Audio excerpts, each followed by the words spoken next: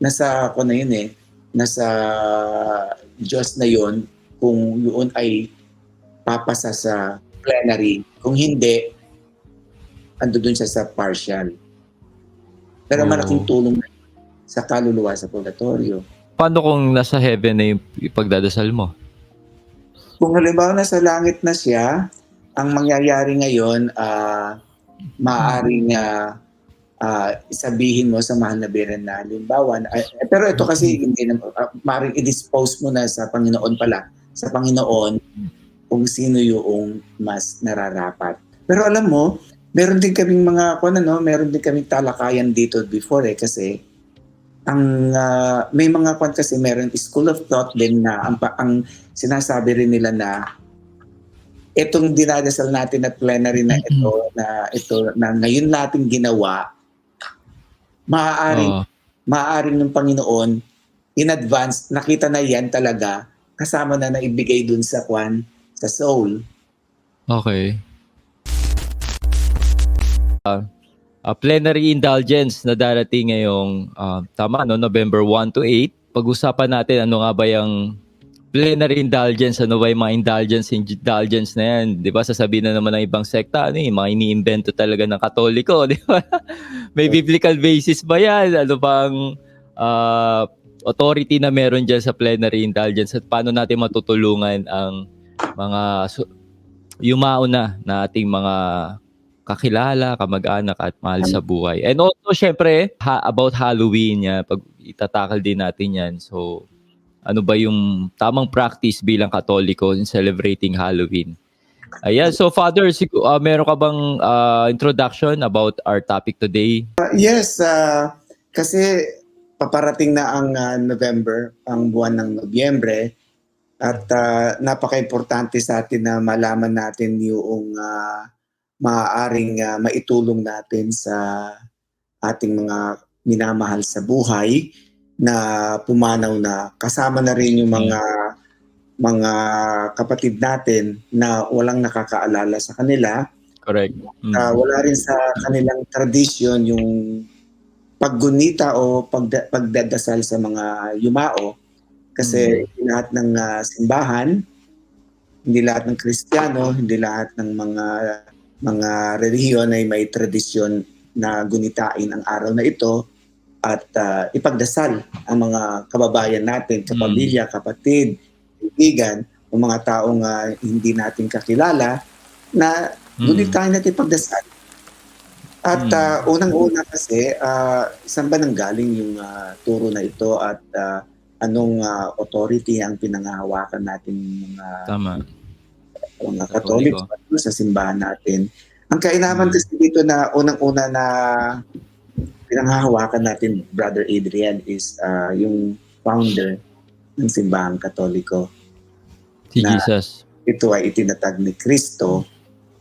Yan ang unang-unang pinanghahawakan natin, yung itinatag ng ating Panginoon si Kristo na simbahan na binigyan niya ng otorita bago siya bumalik at pumalik sa langit. Kung aalahanin natin yung ibinili niya sa kanyang mga apostoles, binigyan niya ng autoridad na kung ano yung kanilang bibigyan ng autoridad dito sa lupa, whatever they bind here on earth will be bound in heaven. Kung ano yung kanilang patatawarin dito sa ating mundo, ay ganun din yung mangyayari sa kabilang buhay. Sila rin ay patatawarin. So, isa sa mga yaman ng ating simbahan, itong tinatawag natin na indulhensya, yung indulgence. Diba?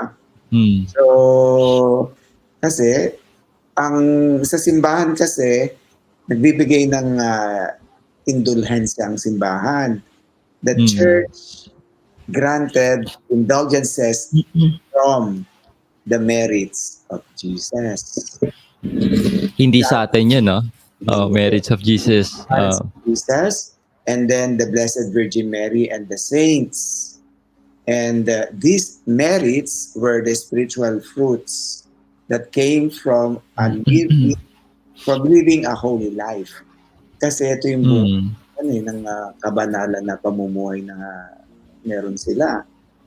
And then, Mm. an indulgence is simply the action of the church by which the church opens the treasury of graces for us and bestows the grace of Christ and the saints upon us as a means of making atonement for our sins. Yung atonement, ito yung pagbabayad natin sa ating kasalanan. Pinagbabayaran natin. Meron ding isang terminology na ginagamit natin. Pag tayo ay nagbabayad ng utang, so ibig sabihin binabayaran natin yung temporal punishments. Yung consequences ng mga nagawa nating kasalanan na napatawad na. Kasi kapag ating kasalanan ay tinatawad ng Panginoon, lalong-lalo na yung kasalanan na nakakamatay, tinatawag natin na deadly sins, yan yung mga mortal sins. Kapag napatawad ng Diyos, humingi tayo ng kapatawaran, nagsisi tayo sa pamamagitan ng yaman ng sakramento ng pagkukumpusan. Diba?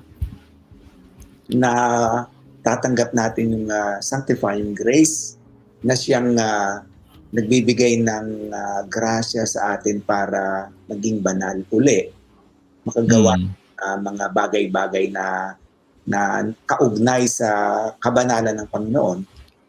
And at the same time, sanctifying grace na sinasabi ay meron din siyang kakayahan na hilungin ang naging sugat gawa ng ating mga kasalanan, hinihilom ng grasya.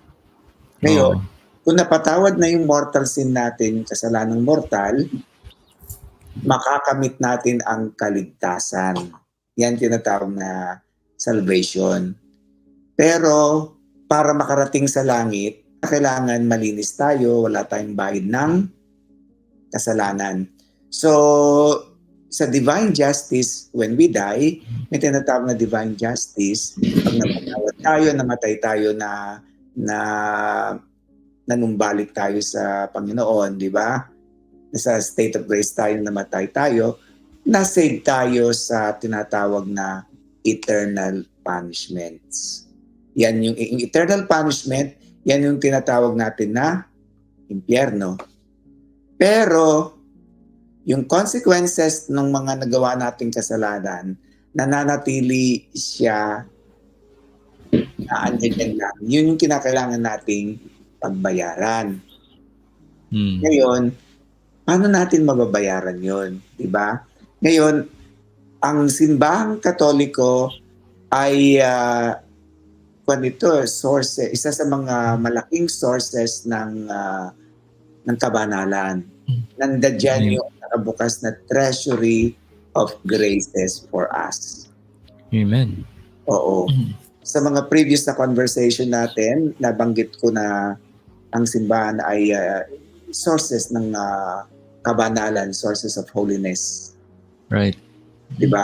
Kaya ngayon sa sa Sunday, pag sinasabi na I believe in one holy Catholic Apostolic Church.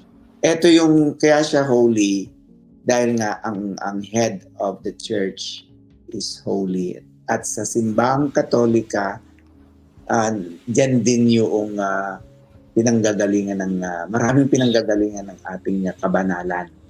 Hindi taong founder. Sources of Yes.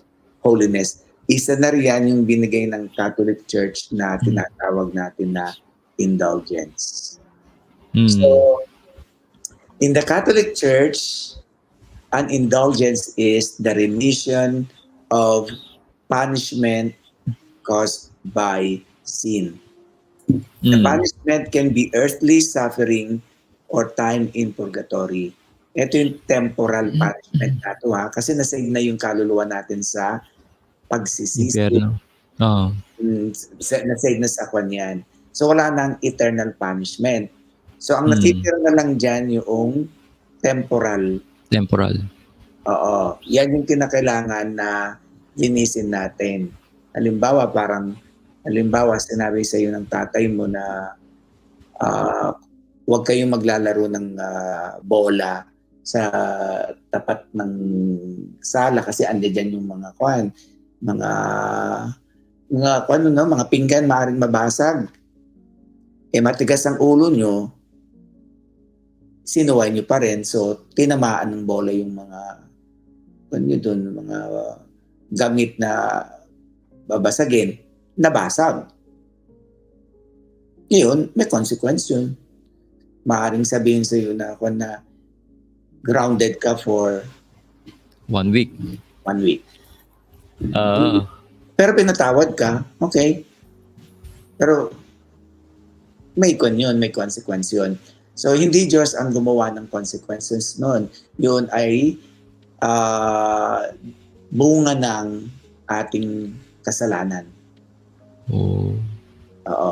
Kaya andiyan naman yung divine mercy, yung pagmamahal ng Diyos na makikita natin na gumawa rin siya ng paraan upang makaabot tayo doon at mapagbayaran natin. Yan na yung tinatawag natin na isa na doon yung indulgence na binigay ng simbahan natin. Katolika. Oo. So itong simbahan natin nagbigay ng indulhensya, yung tinatawag na indulgence. Ito yung remission of temporal punishment. Ang tinatawag natin, wala na kasing wala nang eternal punishment kasi napatawad na tayo. Kaya din temporal. Yan tinatawag natin na purgatory.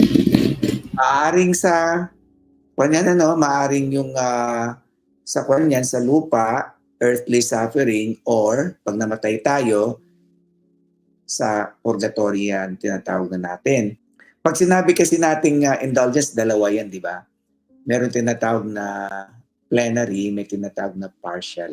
Sa ating simbahan, pag sinabi nating plenary indulgence, ibig sabihin, total total remission of temporal punishments and remission of sins. Naburo yung kasalanan kasi bago ka naman na makakuha ng plenary indulgence, kinakailangan na may gagawin ka muna to qualify, di ba? Kinakailangan na mapuno mo yung requirements niya. Pero pupuntahan natin yun. Kinakailangan, itong plenary indulgence kasi, ito yung tinatawag na remissions of temporal punishment. So, pero yung tinatawag natin na partial indulgence, ito ay parte lang yung nababawasan, hindi siya kabuuan. Partial, kaya sinabi siya from the word partial, it removes part of one's sufferings, while a plenary indulgence removes all of our suffering. Ang kabutihan dito kasi, parang parang pagka nakuha natin yung tinatawag natin na yung total removal of temporal punishment, yung talagang binura na yan, ang condition ng ating kaluluwa ay para tayong bagong binyagan na bata. So tanggal lahat siya. Pagkatapos wala pang kanyan. Yung mga sanggol na mga bata na nabinyagan, wala silang pagbabayaran yung mga sanggol na mga yan. Wala silang pagbabayaran kasi malinis na malinis yan. Yun ang magiging condition natin kapag ginagawa natin to. So, napaka buti talaga ng ating Panginoon at nakikita niya talaga na by our own efforts, it's impossible to do that. Correct. So, hindi na tayo iniwanan sa simbahan ng ganun-ganun na lang. Iniwan niya ang autoridad sa simbahan na ipagpatuloy na bigyan tayo ng pamamaraan upang maging banal. Ngayon, magandang tanungin natin ano ba itong plenary indulgence na at paano natin ito ma-attain, di ba? Ang plenary indulgence ay ibibigay yan from November 1st hanggang November 8. Pero itong sa November 1st ay November 8, ito ay hindi para sa atin.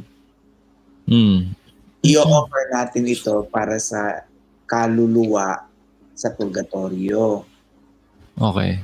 So, mangyayari ngayon, per day, isang kaluluwa lang ang pwede nating i-release sa purgatorio. Purgatory. Oo. Pero, a plenary indulgence can be earned only once a day. Tapos, with the intention of gaining an indulgence, perform the 3 constants in a disposition of having no attachment to sin. So, yung 3 constants na yon, yan yung tinasabi natin na kinakailangan mangumpisal tayo. Kailangan natin mangumpisal. Pagkatapos, kinakailangan natin ng mag-receive ng Holy Eucharist. So, pag sinabi natin kailangan natin mag-receive ng Holy Eucharist, paano tayo mag-receive ng Holy Eucharist? Magsisimba tayo. Oo. Magsisimba tayo. Di pwede online mass, ha? Di pwede. Oo. Yung sa online, pwede yung sa may mga sakit, pwede sa mga elderly na talagang doon na sila sa hindi sila makapagsimba. Di na kaya. O pwede sa kanila yon. Tapos yung sa confession nga, hindi nga na sila, wala nang way na makaganon. Pwede sila yung act of contrition. Okay. Nasa hospital. Ganon. Pero kung malakas ka pa sa kalabaw. Halimbawa, kambing ka o kalabaw. Yun. Kinakailangan na naiintindihan mo naman yung gagawin mo ay dahil sa pagmamahal mo sa ibang nilikha ng Diyos, sa ibang kaluluwa. Sa kaluluwa. Yeah. So, bakit ka pa tatama rin na pupunta kung yung ginagawa mo yun out of love?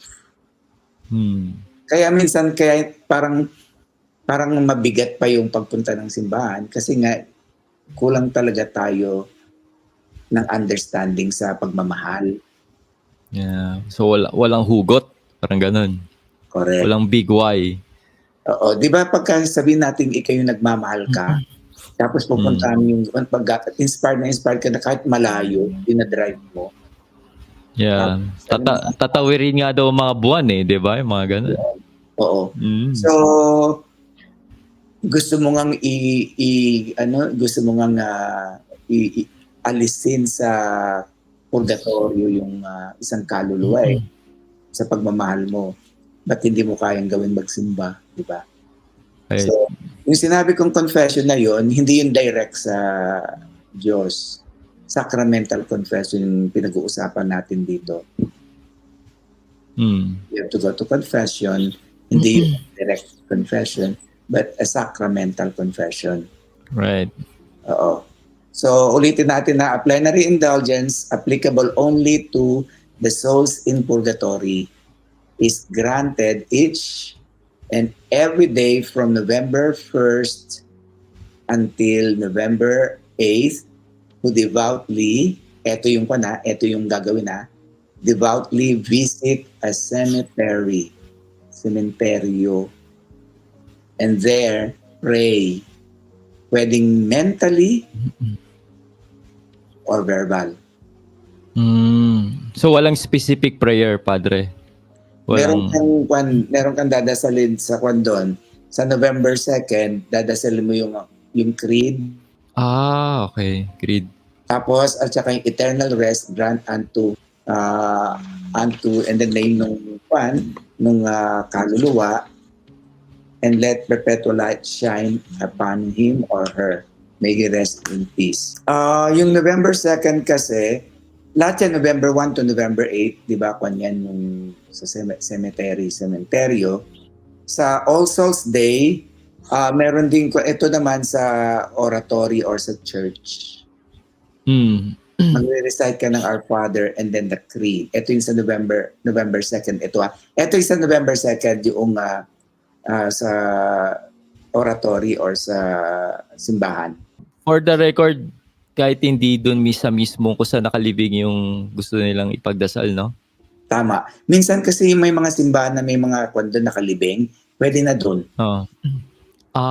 Yes. May mga simbahan nakikita ko kasi yun. makikita mo na may mga nakalibing. May mga lapid, Oo, pwede na doon as long as meron talagang nakalibing na kwan doon. Kaya minsan halimbawa, may mga tanong na bakit kinakailangan pumunta pa?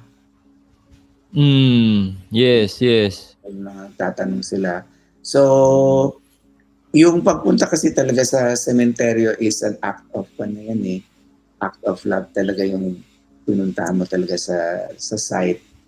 Yung location na yun talagang tawag dito is ando dun yung literally ando dun yung mga ginugunita natin na minamahal sa buhay. Kahit na hindi nga kahit wala tayong kakilala rin. Halimbawa ako, di ba, ang family ko, hindi naman nakalibing dito sa San Jose, California. Pero may mga sementeryo dito na pinupuntahan ko, doon ako nagdadasal. Bumibisita ako doon. Ito lang yung 3 requirements kasi na hinihiling nila. Tapos may yung sinasabing ko, yung 3 na binanggit ko doon na ang tawag doon ni Constance. Yan yung confession. Pero yung sabi sa confession dito, ang sabi, within or about 20 days of the indulgence work. Pwedeng ahead of time, pwedeng late, as long as na wala kang mortal sin. As long as wala kang mortal sin. Kasi pag i-exercise mo itong plenary indulgence, dapat nasa state of grace ka. Ibig sabihin, wala kang mortal sin. Kahit Venial sin, wala rin. Kaya maganda talaga in the context of Holy Communion. Sa magsisimba ka, naka-receive ka na ng communion, wala ka ng kwanon. Wala ka ng mortal sin, wala kang venial sin. And then, after that, dadasalin mo na yung intention magdadasal ka ng 1 Our Father, 1 Hail Mary for the intentions of the Pope. Yun. Pagkatapos, pagka nadasal mo yon, kasi ang dito, no, ang sinasabi, be in a state of grace at the time the indulgence work is completed.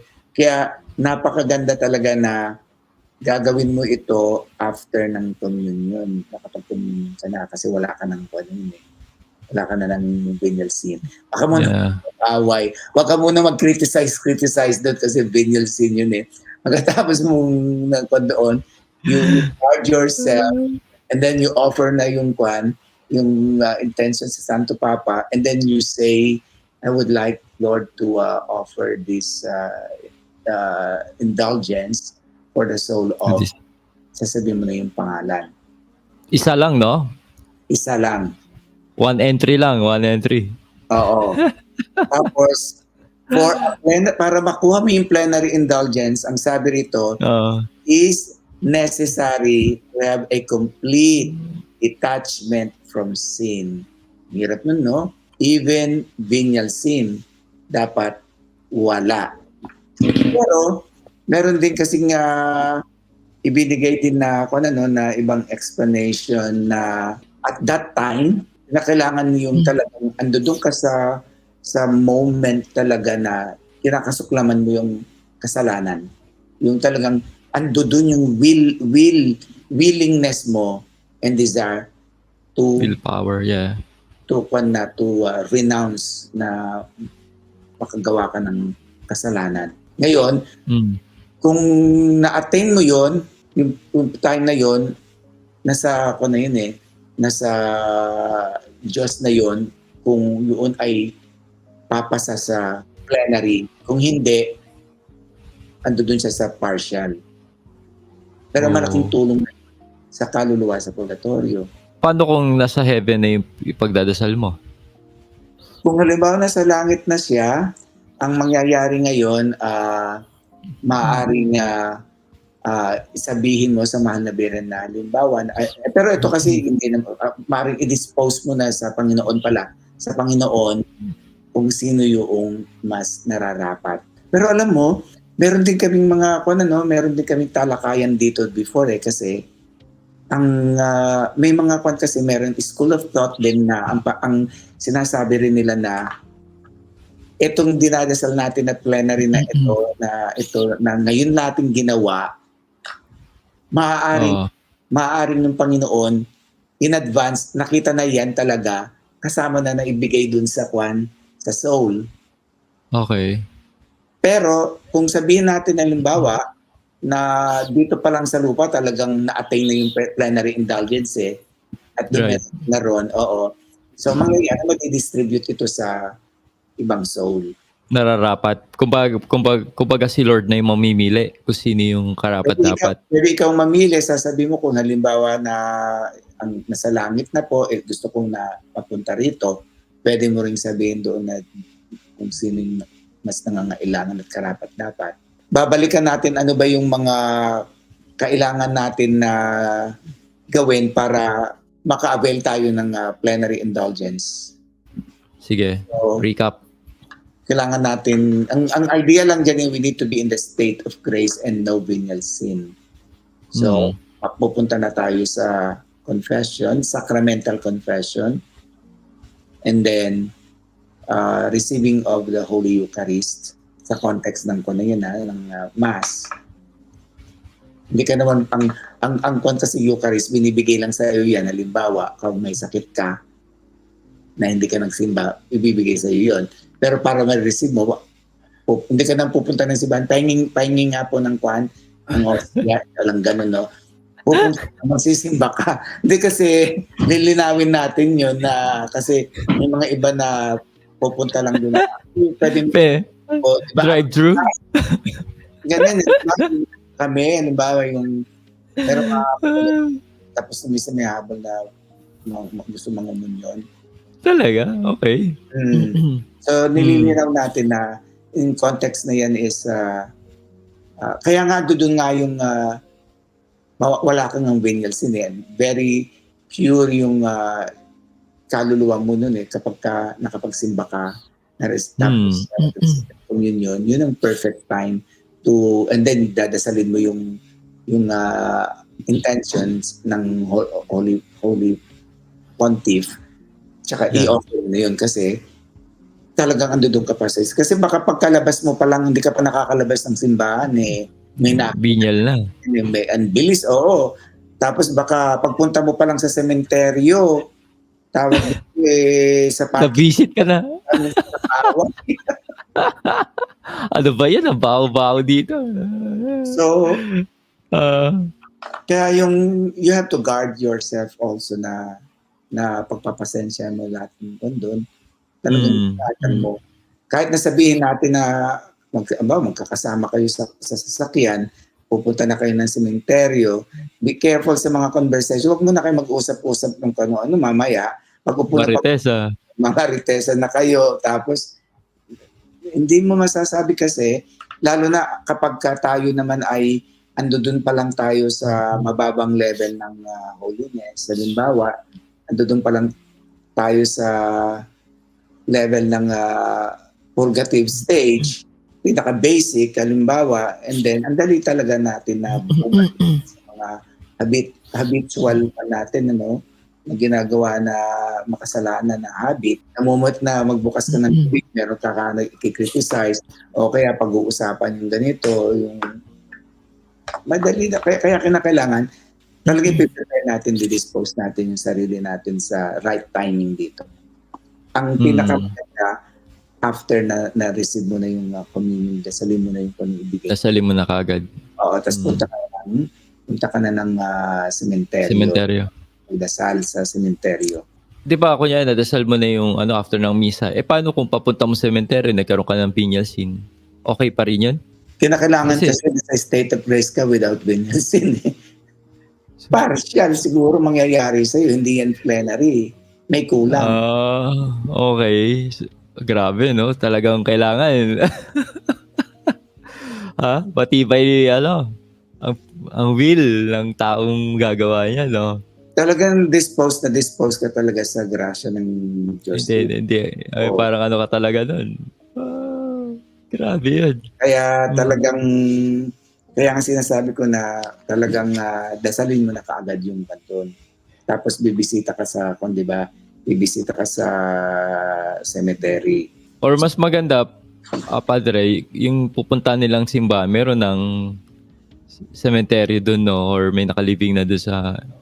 Oo, yun yung mga kwat kasi, yun na yun. Hindi ka na kailangan pumunta pa sa malayo. Dito Dito sa nga Antipolo, meron eh. sa amin walang nakalibing dito eh. Dyan sa simbahan nyo? Wala. Isa nililibing yung pare?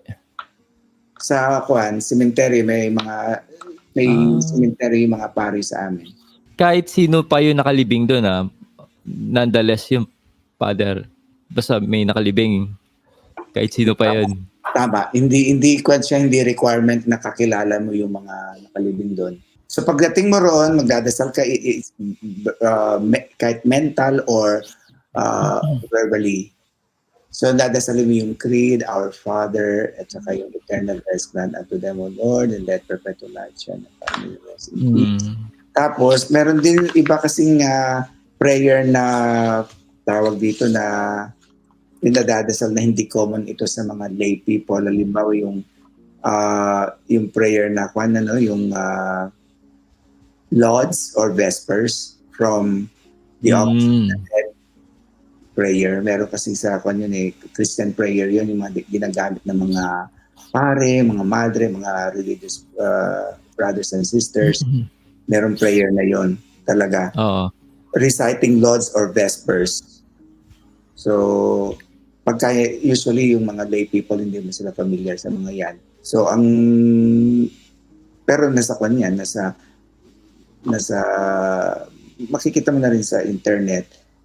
Pero yung Our Father at saka yun pwede mo dasalin yung Our Father and yung creed and then eternal rest grant unto them, O Lord. Yun yung kondon. Isa-isang kaluluwa per day.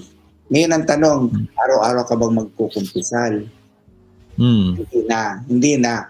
Magkukumpisal ka lang kung nagkaroon ka ng mortal sin. Kasi ang kinakailangan mong ma-assure dyan is you are always in the state of grace that time that you act. Siguraduhin mong huwag ka magkasala hanggat hindi ka nakakarating doon sa patutunguhan mo sa cemetery.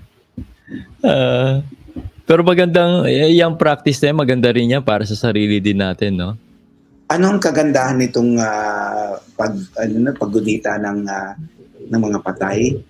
Kasi ito ang kasi ang pagdarasal sa mga namatay ay act of charity. So pagka ginagawa natin yung act of charity, nag-grow tayo sa virtues. Yun. Tapos pangalawa, it helps souls in purgatory na makarating sa langit. Malaking di ba?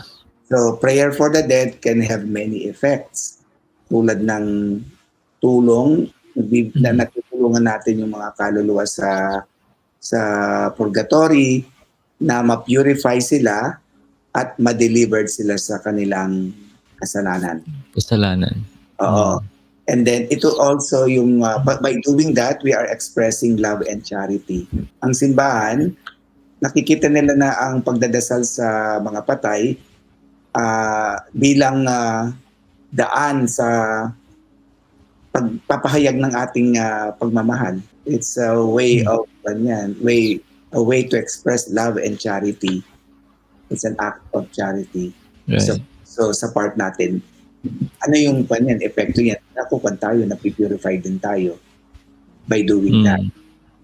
Pero kapag when we love other people, when we express our love to other people, di ba? We grow spiritually. We grow in virtues. Kasi in charity is a virtue, theological virtue. Tama. And then yung pagdadasal natin sa mga patay, helping people attain salvation. Oo. Prayer for the dead can help people achieve salvation and attain the beatific vision of God. And then praying for the dead, reminding us of the power of prayer pa. Nag-re-remind sa atin, it empowers us to utilize the power of prayer sa mga resources. Napakaraming resources. Prayer is a resource, a good resource to express our love, to help souls na ma-release sa purgatory. Yun ang pinaka dito eh. Dito talaga na ma-affirm yung panandito yung communion of saints, na we care for the suffering church. And then they pray for us also. Once na nakarating yan talaga, malaking magpapasalamat din sa tayo, magpapasalamat sila sa atin, tayo ay matutulungan natin sila at matutulungan nila tayo. Dahil pagdadasal nila tayo, no? Yes. So malaking epekto ito sa pagiging pagiging banal. Di ba may tinatawag tayong corporal works of mercy, right? May tinatawag tayong spiritual works of mercy. So ito sa spiritual works of mercy. Yan yung mga tinatanong ng Panginoon, nasaan ka nung ako'y nabubuhay, nasaan ka nung ako'y may sakit, diba? So ito yung mga mabubuting gawain na nagbibigay sa atin ng merits. Kasi hindi naman natin ito pwedeng gawin nang wala tayo sa state of grace. Right. So, dahil tayo na sa state of grace, nakabukas ang ating kaluluwa para tanggapin ang extraordinary grace na ibibigay ng banal na Espiritu Santo. Banal na Espiritu. Parang redundant, banal na Espiritu Santo, banal na tapos Santo pa. So, ito yung mga talakayan na may magagawa pala tayo bilang ordinaryong miyembro ng simbahan. Malaki palang maitutulong natin sa month of November, araw na ito. Yun nga lang, 8 lang talaga. Ang goal natin is makuha natin yung plenary for them, kasi pagka makuha natin yung plenary, ang mangyayari talagang diretso, total remission of temporal punishment. Removal of temporal punishment, total removal. Right.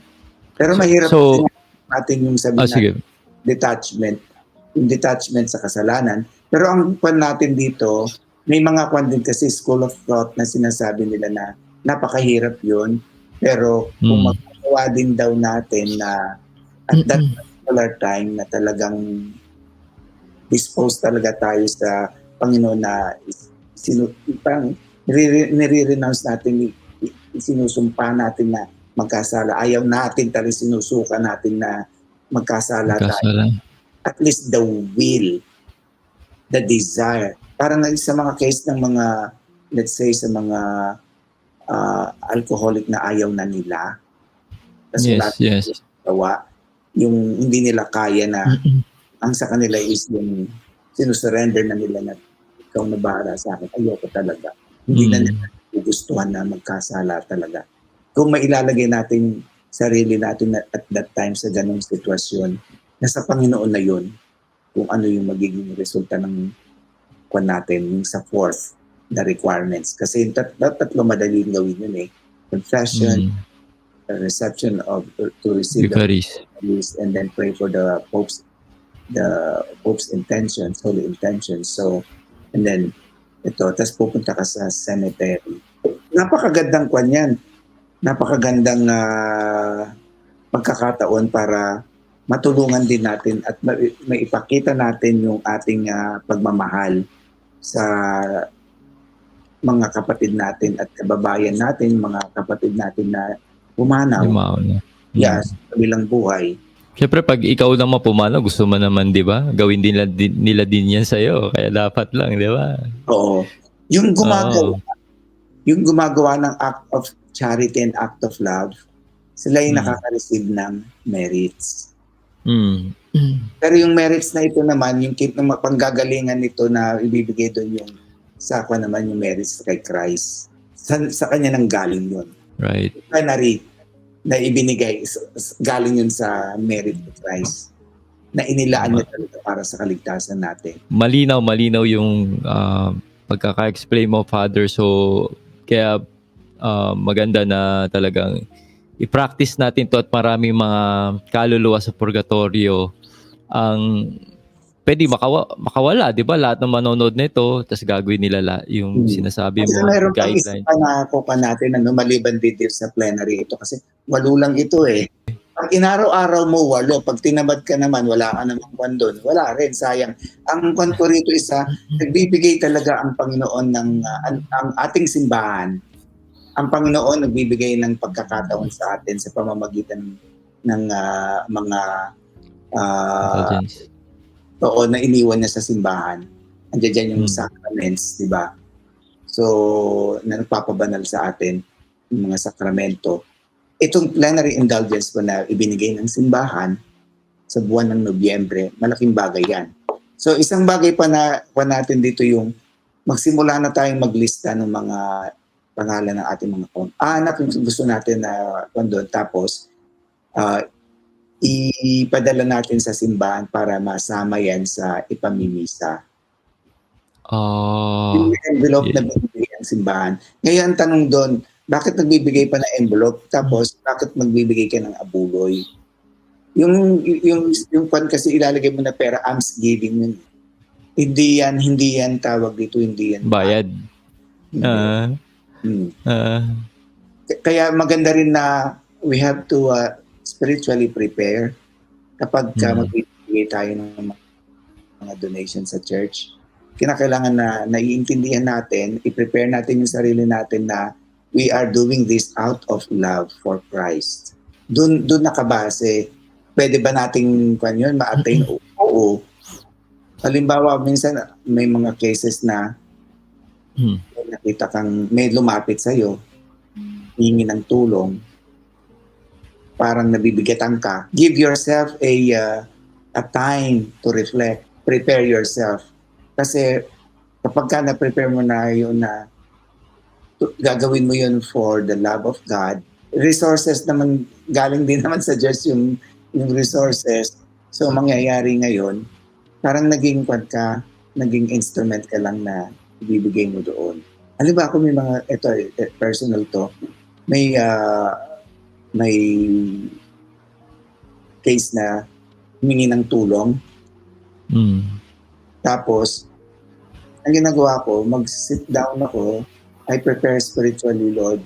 Maglalabas ako ng pera ko para dito. Piniprepare ko. Pag-prepare na ako, tsaka ibibigay ko na. At least yung sa akin, out of love na. Piniprepare ko kasi may mga instance kasi na nabibigatan tayo. Pag magbibigay tayo kasi na nabibigatan tayo, sa intention kasi yung intention, yung love na binibigay mo dun sa act mo, ang pagbabasihan sa generosity mo.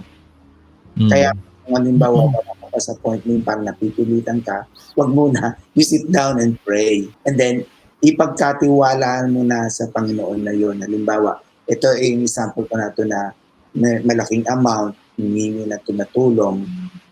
Wala rin akong ganun. Meron ako na itatabi pero para sa conference, panggastos. Pag-pray ako, pagka nanghingi na ako na i-connect ko na yung will ko sa will ng Diyos, hindi magbibigay na ako, madadagdagan pa.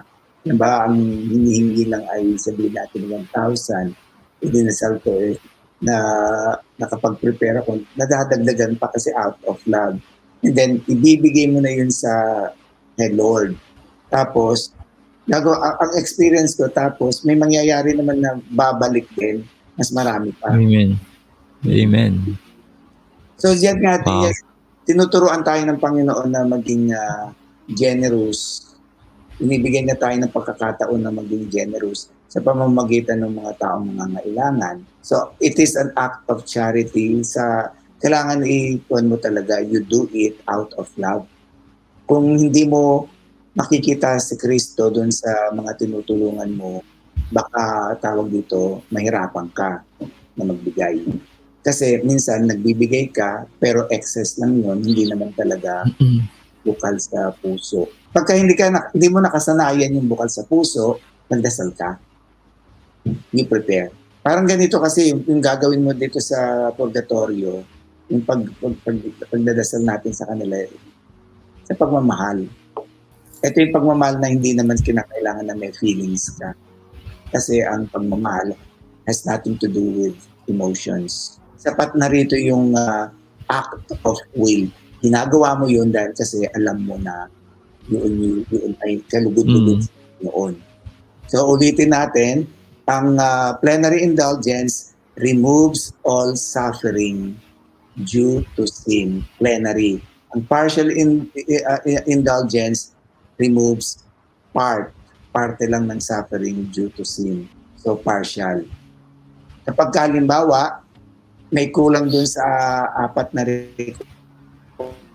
requirements, actually yung 3 yung dun pinaka tawag dun constants, yung 3 yung pagsisimba, yan. Pagkumpisal, receive ng communion, pagdasal para sa Santo Papa, yan yung tinatawag natin na constants. And then yung yung disposition of having no attachment to sin. Pagka hindi natin na-attain yan, ang hirap kasi yan, partial yon. Pero partial is partial. Right. Mm-hmm. Tapos may mga konding nga may mga listahan nga ang simbahang Katoliko sa mga partial. Dami, halimbawa yung pagro-rosaryo, yung pagdadasal, may mga may mga indulhensya yan. Maganda rin na one time ang pag-usapan lang natin ano ba yung mga yun. Kasi merong listahan yan. Pero sa ngayon, ang focus muna natin ay yung sa November 1st and November 8 kasi yan na yung inaabangan natin. Tapos tatalakayin natin later on yung ano ba yung mga partial na ko. Yun lang, indulgence lang nakuha natin kasi ang daming mga gagawin natin na mga mga partial indulgence. Napakarami. Ibig sabihin napakaraming sources para mapagbayaran natin yung consequences ng ating kasalanan. Pero kailangan gagawin natin yan ng tama. So ibig sabihin kailangan na-attain din natin na sa state of grace tayo. Kasi minsan wala tayo sa state of grace, nasa mortal sin tayo, nagro-rosaryo tayo. So walang mga yun. Hindi siya papasok sa partial indulgence kasi kailangan ma-meet muna natin itong tatlong to. Yung pag hindi nga natin na-meet yung disposition of having no attachment to sin, partial na yun, automatic na yun . Pero yung hinahabol natin dito kasi ng 1 to 8, plenary yun . Yun ang hinahabol natin na kailangan ma-attain natin at least yung disposition of having no attachment. Yung i-discernment lang natin na itakwil at that time. Pero mas maganda for the rest of our life, of course. Pero naiintindihan naman ng Diyos na hindi madali yun. Kasi yung holiness is also a discipline. Pinakailangan natin ng consistency. So ngayon, ang epekto nitong plenary indulgence, nag-iiwan siya ng it renders a soul as if newly baptized. Tanggal. Kaya yung titignan mo yung mga bata na nagkumpisal, napatad. Pero yung consequence, yun ang tinatawag na temporal punishments. Kaya, di ba yung sa road to holiness, dapat ang target natin is to reach perfection sa ating buhay dito sa lupa. At hindi sa kabilang buhay pa, magbabayaran. Pero sa moment ng natin, may plenary indulgence na makukuha sa at the moment of our death. Yan yung pagkaibinigay yung tinatawag natin anointing of the sick, and then the apostolic pardon, plenary indulgence yun. Total removal of yun. Of sin. Napaka-importante sa Catholic tradition itong sakramento na ito talaga. At yung mga devotion to Blessed Mother, sinabi niya na lahat sa rosary, hindi sila mamamatay na hindi nila makukuha yun. Sacrament. Promise, 15 promises Kasama sa yun. 15 promises. Oo. Alam mo, nakikita ko yung minsan, halimbawa, yung on call ako sa hospital, halimbawa. Pagkatapos ang dami kong ginagawa, halimbawa, no, marami akong ginagawa. Tapos, may tatawag sa akin na mamamatay na. Tapos pupunta na ako ng hospital. Nagdadasal ako, Panginoon, sana abutan ko po. Pagdating ko doon, naabutan ko, tapos nabigyan ko, tapos namatay. Tapos sasabihin sa akin ng anak na, alam niyo po si nanay, may devotion po siya kay Mama Mary, nagdadasal siya ng rosary araw-araw, hindi pumapalya. Gets ko na kagad. Ooh. Wow. Abot ako. Galing. Maraming beses na Marami. na-amaze ako na lahat na umaabot ako, after that patay na. Pag nabigay ko na, and then umamatay na. Normally kasi ako kapag dito na pagka yung immediate death na gano'n yung ginagawa ko, may chapel diyan na I invite the family. Kung halimbawa, yung iba kasi gusto nila mag-stay sa body muna. Yung iba pupunta na doon sa magmimisa na ako kagad for the soul. Oo.